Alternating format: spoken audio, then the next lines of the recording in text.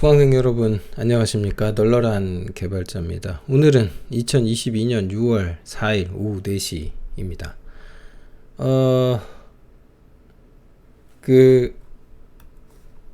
뉴스 시크릿 님께서 제가 이제 이런 영상을 올린 것에 이제 의견을 좀 주셨는데, 이제 좀 아직 먼 것 같다고, 나는 아직 멀은 것 같다, 이런 의견을 좀 주셨어요.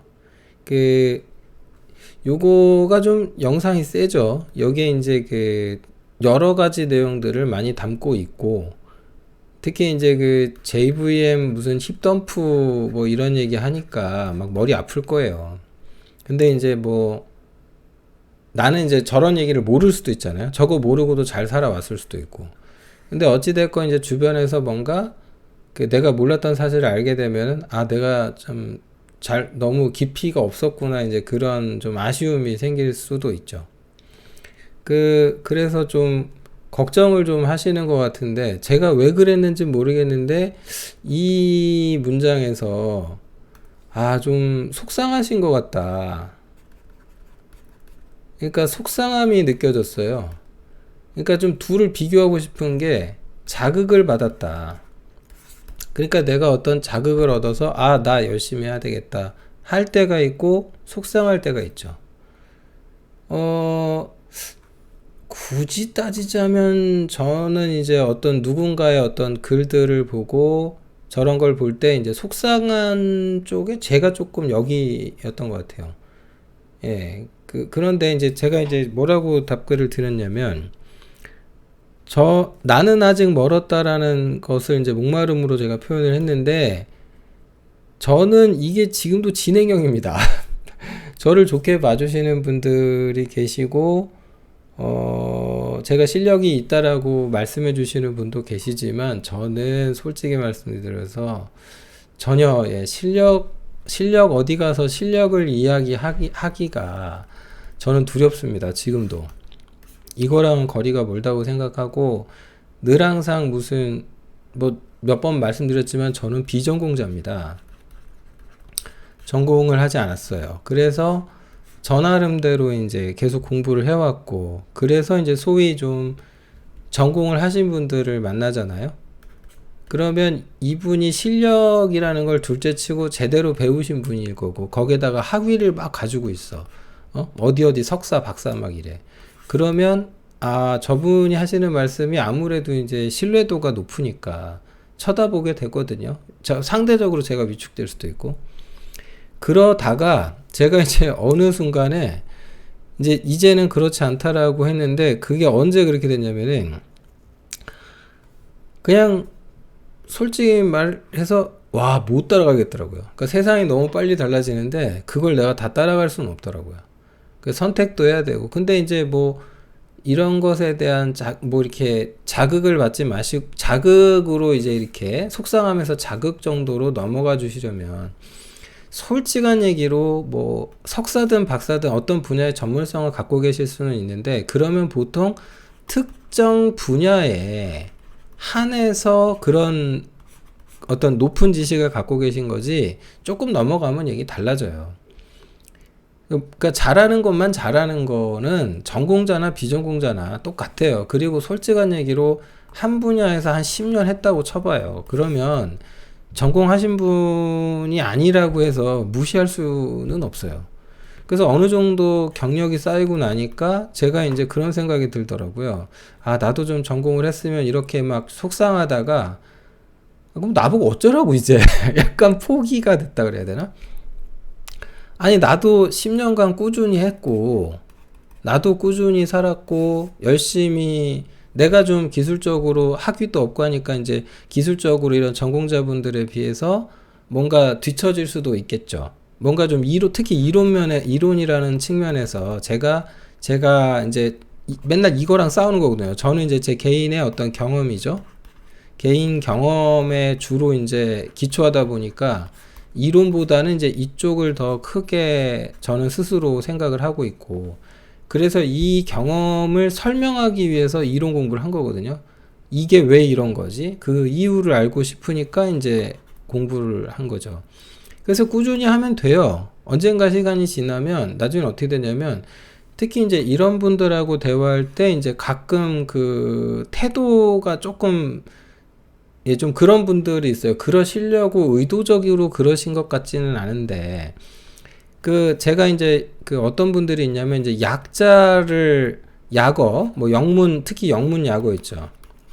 영문 약어를 그다음 플러스 이제 전문 용어를 많이 섞어서 그래서 결국은 이제 어떤 현학적이라고 할 만한 그런 표현들을 남발하시는 분들을 뵐 때가 있어요.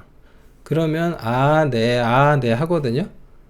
그런데 이제 어느 순간에 이제 어떤 버릇이 생겼냐면은 저런 분들이 이제 그렇구나 뭐 그러신가 보지 많이 배우셔서 그런가 보다 하다가 근데 말하는데 이제 대화를 하다가 제가 이거를 저 말이 무슨 말인지 모르겠잖아요.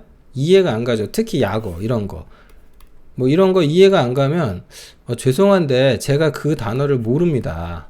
그 약자가 뭐의 약자인가요? 그냥 대놓고 질문을 해버리세요. 그럼 어떤 일이 벌어지는 줄 아세요?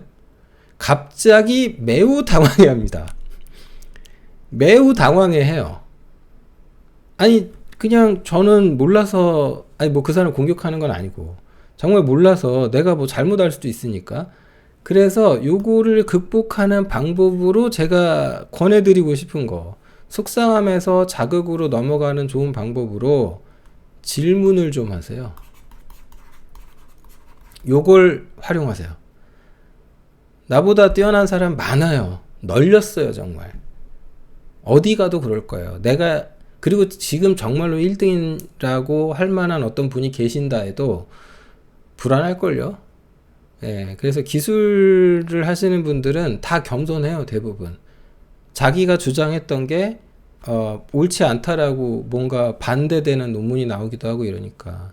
그래서 제가 만나본 많은 조금 공부 많이 하신 선생님들일수록 굉장히 말씀을 골라서 하시고, 그 다음에 이렇게 좀 단정문을 남발을 잘 안 하세요. 그래서 그분들은 명확한 데이터와 근거만 가지고 얘기하거든요. 그래서 거꾸로 그런 분들이 되게 싫어하는 게 이제 어설프게 아는 척 하는 거 되게 싫어해요.